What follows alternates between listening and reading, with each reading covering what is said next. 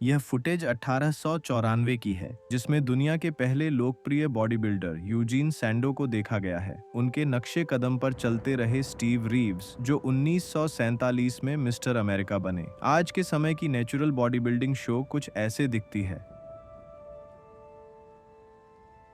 लेकिन वित्तीय फायदा पाने की होड़ में एक चलन बन गया है पीआईडीज, प्रदर्शन बढ़ाने वाली दवाएं लेना और फिर खुद को नेचुरल कहना, ताकि प्रतिस्पर्धा में बढ़त मिल सके। इस सिलसिले में एक वेबसाइट भी बनी, natural body building hall of shame, जिसमें पकड़े गए नेचुरल घोषित किए गए लोगों की लिस्ट रहती है। कुछ लोगों ने इन्हीं शक की वजह से टॉम हॉलैंड जैसे अभिनेताओं पर इल्जाम लगाना शुरू कर दिया कि उन्होंने पूरी तरह नेचुरल तरीके से नहीं किया। I do not think he did it 100% naturally for this most recent one. इस वीडियो का मकसद स्टेरॉइड्स का प्रचार करना या अवास्तविक उम्मीदें पैदा करना नहीं है। हम सबसे योग्य बॉडी बिल्डर्स, वैज्ञानिकों और शोधों के जरिए ये पता लगाएंगे कि कोई इंसान स्वाभाविक रूप से कितना मसल मास बना सकता है। यूजीन सैंडो को बॉडी बिल्डिंग का जनक माना जाता है।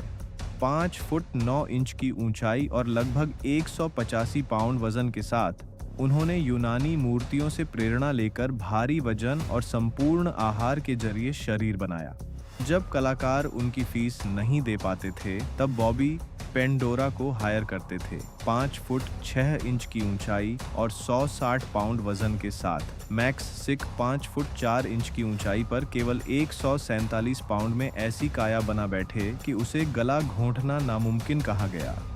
इनसे प्रेरित भारत में 1930 में एक किताब छपी, जिसमें कुछ चौंकाने वाले रूप दिखाए गए। उस दौर में सबसे बड़ा मसल सप्लीमेंट कोको पाउडर था, लेकिन 1930 के दशक में जर्मन वैज्ञानिक टेस्टोस्टेरोन जैसे मजबूत सप्लीमेंट पर काम कर रहे थे, जिसने बॉडी बिल्डिंग का गेम ही बदल दिया। शुरुआत में केमिकल सपोर्ट मिलना दुर्लभ और महंगा था। 1940 में सिर्फ 1 ग्राम टेस्टोस्टेरोन बनाना आज के $850 के बराबर था। लेकिन सिल्वर एरा के बॉडी बिल्डर्स जैसे जैक लैलेन, रे पार्क और स्टीव रीव्स इसे शायद इस्तेमाल कर सके थे। इस दौर के बॉडी बिल्डर्स में मसल अनुपात सामान्य था, लेकिन गोल्डन एरा आते आते वे आकार में तेल उड़ाने लगे। अब बिना स्टेरॉइड्स के प्रतिस्पर्धा कठिन हो गई। आज हालात और जटिल हैं। पीईडीज आसानी से उपलब्ध हैं और लोग नेचुरल होने का दावा करने लगे हैं, इवन जब वे नहीं होते। अधिकांश लोग पीईडीज ले रहे हैं।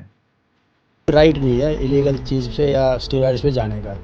आप प्रोफेशनल तो आपको बिल्कुल राइट नहीं है, तब भी ये काम होता चोरी छुपी है। आपकी अपनी चॉइस होती है। आप अपने शरीर से खेलना चाहते हो तो आप यूज करेंगे, तभी वहाँ में कम्पीट। बॉडी बिल्डिंग पहले सर्कस का हिस्सा थी, आज ये हेल्थ और फिटनेस इंडस्ट्री की कवर स्टोरी है। आबादी, जानकारी और उपकरणों की बढ़ोतरी ने नए नेचुरल फिनॉम्स के लिए राह बनाई है। लेकिन इससे पहले कि हम आगे बढ़े, सबसे बड़ा फैक्टर देखें, जेनेटिक्स। अतीत के महान बॉडी बिल्डर्स इस अजीब खेल में इसलिए आए क्योंकि उन्हें बेहतर जेनेटिक्स मिला था। उदाहरण, स्टीव रीव्स। 21 साल में उन्होंने मिस्टर अमेरिका जीता। हाइट 6 फुट 1 इंच, वजन 216 पाउंड और 29 इंच कमर। एक बड़े प्रभावित करने वाले फैक्टर में से है हड्डी की संरचना। दी स्पोर्ट्स जीन बेस्ट सेलर में लेखक कहते हैं कि लगभग 5 पाउंड मसल हर 1 पाउंड हड्डी की ताकत के अनुसार बना सकते हैं।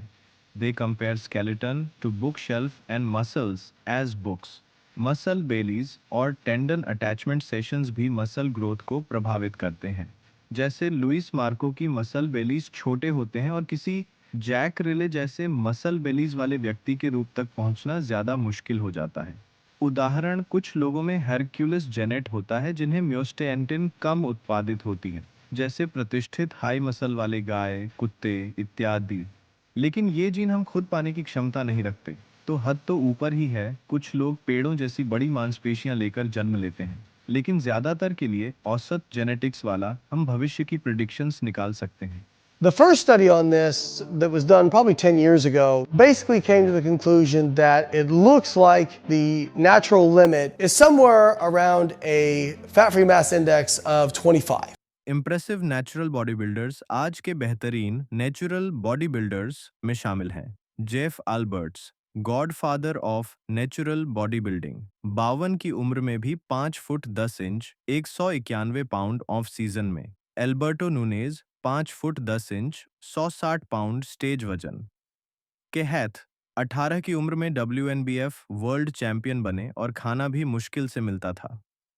At age 18, Kai Green won WNBF World Championships, and he was poor as hell. He could not afford steroids. He could barely afford food, from what I understand, and still won WNBF Worlds at age 18. और कुछ Indian influencer हैं जैसे नवजोत सिंह, जीत sailor, Saket Gokhale, सभी ने साबित किया कि अगर अभ्यास, अनुशासन और जानकारी हो तो हम मसल प्राप्त कर सकते हैं।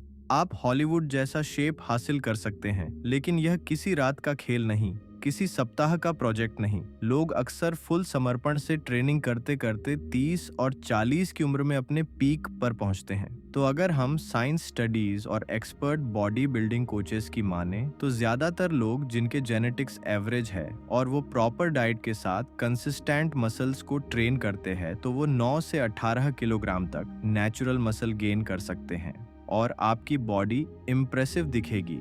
अगर मैं अपने युवा स्वरूप को एक सलाह दूं तो वह यह होगी, जेनेटिक्स की चिंता छोड़ दो और बस अपने काम पर फोकस करो। नेचुरल बॉडी बिल्डिंग सीमित नहीं है, यह एक लंबा सफर है जिसमें समय, ट्रांसफॉर्मेशन, समर्पण और वैज्ञानिक आधारित ट्रेनिंग शामिल है।